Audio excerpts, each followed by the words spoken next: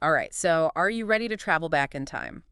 Because today we're diving deep, deep into the heart of ancient Mesoamerica. Deep into the mysteries of a lost civilization. We're talking about the Pyramid of the Sun. It's more than just an amazing building, it's like this huge question mark left for us by history. And the more we look for answers, the more questions pop up. Exactly, it's what makes it so fascinating. Okay, so for our listeners who haven't had the chance to see this thing in person, set the scene for us. We're in the Mexican highlands, yeah, surrounded by ruins.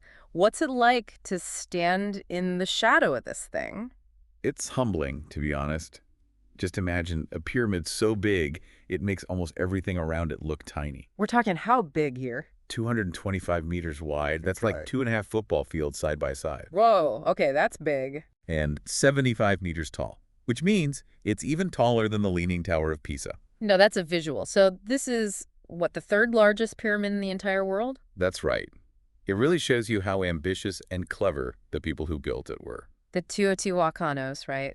You got it. Say that name again for me, just so everyone's got it. The Teotihuacanos. Teotihuacanos. Now, that name sparks my curiosity. Who were these people?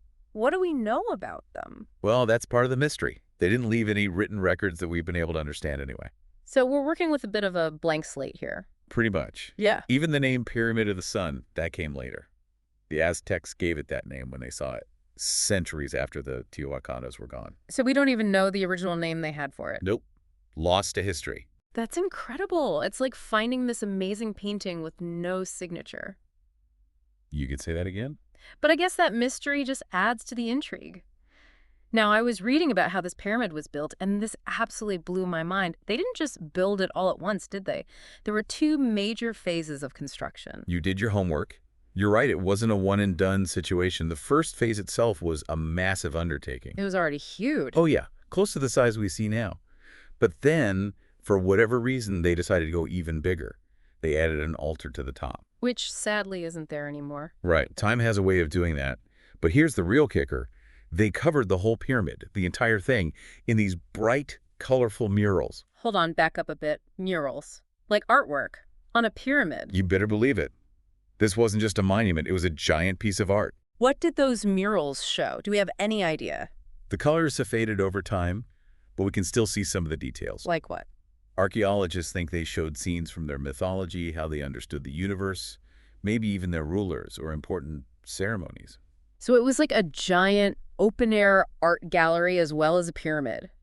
That's mind-blowing. Makes you wonder what kind of civilization could pull something like this off.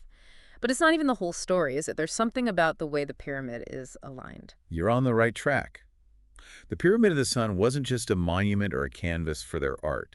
It was also a giant, incredibly precise calendar. A calendar. They lined it up perfectly, not just with this mountain you can see in the distance, Cerro Gordo, but also with the sun's position on specific days throughout the year. Are you saying they built a giant sundial?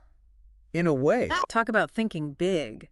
But why all that effort? What was so important about this alignment to the Teotihuacanos? Well, it tells us they really understood and respected the sky, the cosmos. Imagine they could track the seasons, figure out when the solstices and equinoxes were going to be, just by looking at how the sunlight hit the pyramid. That's amazing. It's like they're reaching out through time, connecting their world with the stars. But I have a feeling we're just scratching the surface here.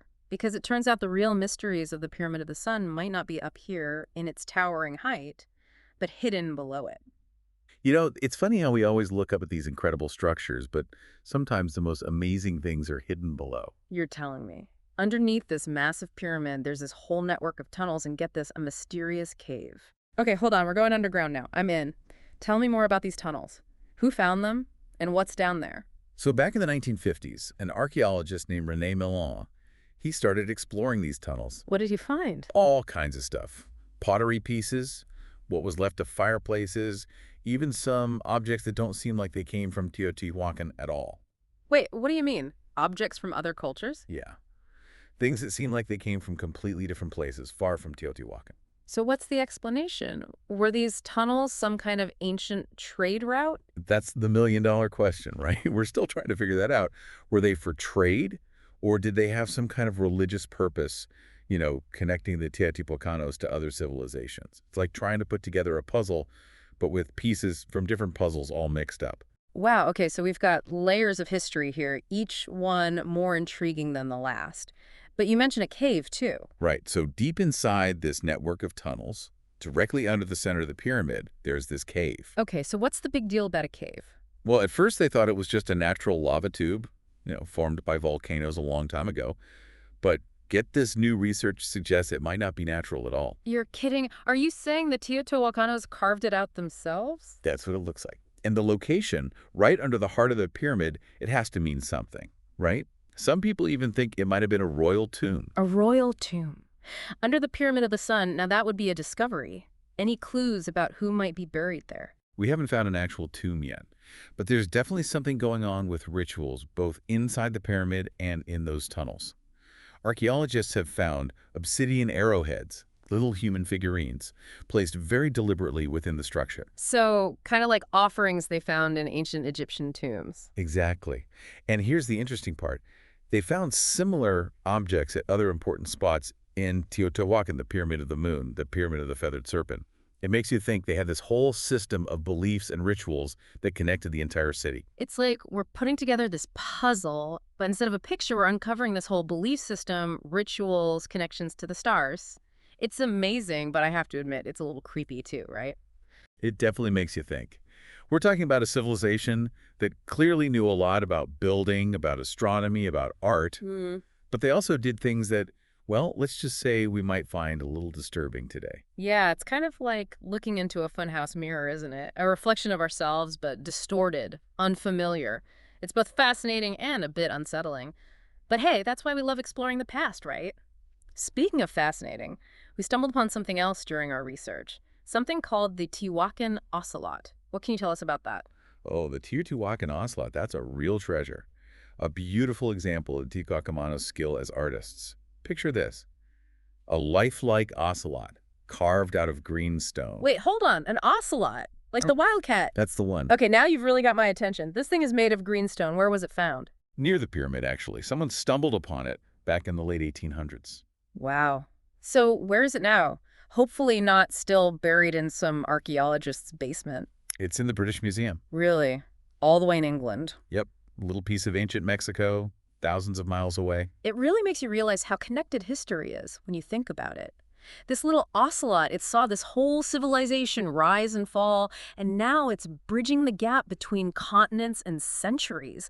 It just makes you wonder what other secrets are still buried out there, just waiting to be found. It really does. And that's what makes studying the Pyramid of the Sun so incredible. We've talked about its size, how it lines up with the stars, the tunnels underneath, the rituals, all these amazing things.